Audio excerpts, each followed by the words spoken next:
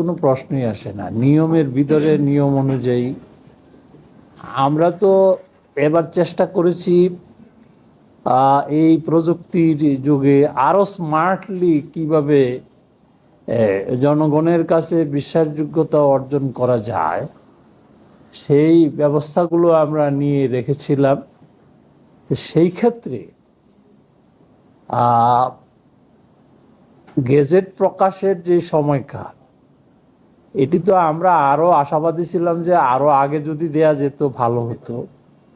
তা আমাদের টিম, আমাদের নির্বাচন সংশ্লিষ্ট যারা মাঠ পর্যায়ে কাজ করেছে, তারা অত্যন্ত দক্ষতার সাথে এই ফলাফল তৈরির কাজটি করেছেন এবং আমাদের এখানে নির্বাচন কমিশন সচিবালয়ে যারা সংশ্লিষ্ট ছিলেন তারা রাত দিন পরিশ্রম করে এই গেজেটটি প্রস্তুত করার চেষ্টা করেছেন এবং এটি যথাসময়ে প্রকাশ হয়েছে। নির্বাচন কমিশন সেটি বিশ্বাস করে।